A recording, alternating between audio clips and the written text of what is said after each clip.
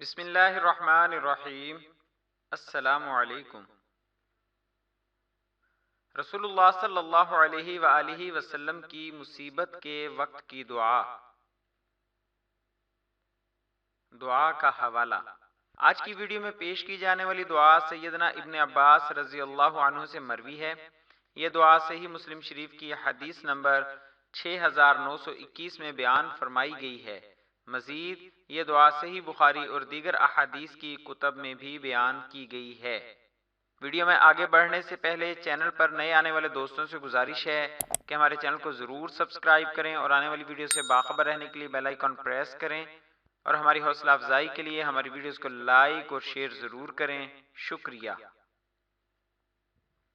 خوف اور پریشانی کے عالم میں جب مومن بندہ ان کلمات کا ورد کرتا ہے تو اللہ تعالیٰ اسے مامون کرتا ہے۔ اللہ تعالیٰ کا ذکر اور اس سے دعا کرنا مشکل کو آسان کرتا ہے اور تنگی کو دور کرتا ہے اور مشکلات کو ہلکا کرتا ہے۔ کسی بھی مشکل وقت میں اللہ کا ذکر کرنے سے وہ چیز آسان ہو جاتی ہے، ہر تنگی دور ہو جاتی ہے، مشقت کم ہو جاتی ہے، سختی ختم ہو جاتی ہے اور غم دور ہو جاتا ہے۔ اللہ کی صفت حلیم کو خصوصیت کے ساتھ ذکر کرنے میں حکمت یہ ہے کہ مومن بندے کی پریشانی کا عام سبب نیکیوں میں کوتاہی اور حالات میں اللہ کی ذات سے غفلت ہوتی ہے، جو اس بات کی متقاضی ہے کہ اللہ تعالیٰ سے معافی کی امید کی جائے، جو کہ پریشانی میں کمی کا باعث ہے۔ حدیث۔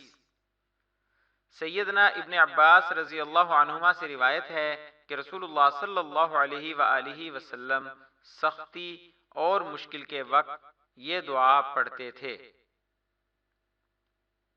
لا الہ الا اللہ العظیم الحلیم، لا الہ الا اللہ رب العرش العظیم، لا الہ الا اللہ رب السماوات ورب الارض ورب العرش الکریم۔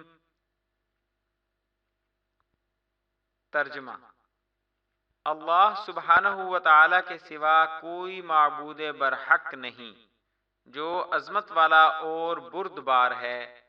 اللہ سبحانہ و تعالی کے سوا کوئی معبود برحق نہیں جو عرش عظیم کا رب ہے۔